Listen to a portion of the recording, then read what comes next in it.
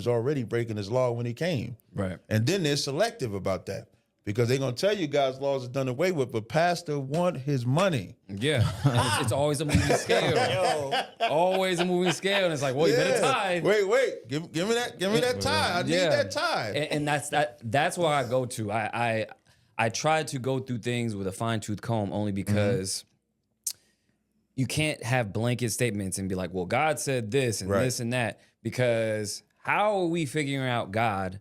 Like I said before, how are we figuring out God when we can't figure out healthcare? Right? So we have this thing to where we got God figured out, but we can't get along on this motherfucker. Right. So I think there's a lot more nuance to it. There's a lot more searching to do, and that's what people are starting to do.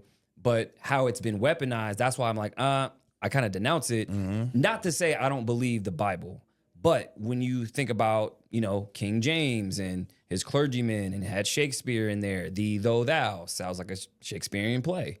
So I'm like, Well, King James was a nigga too, though. So he was black. Yeah.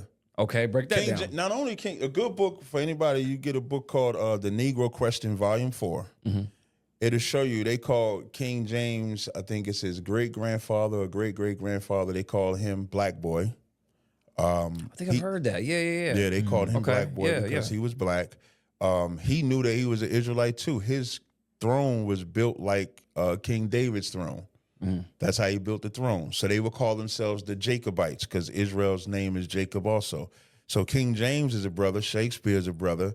All of them, like what they call the Dark Ages, that's when niggas was ruling. Oh. Even Benjamin Franklin said, we don't want... the Dark Ages for real. Even Benjamin Franklin said, we don't want America to be black like Europe.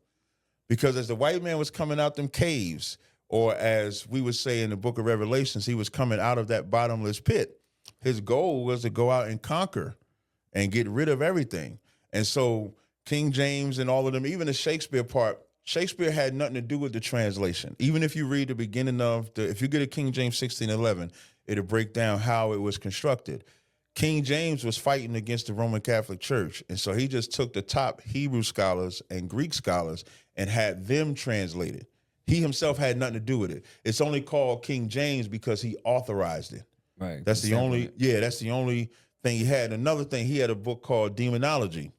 And most people think demonology is him supporting demonology. Nah. When if you actually read the book, the demonology is him condemning demonology.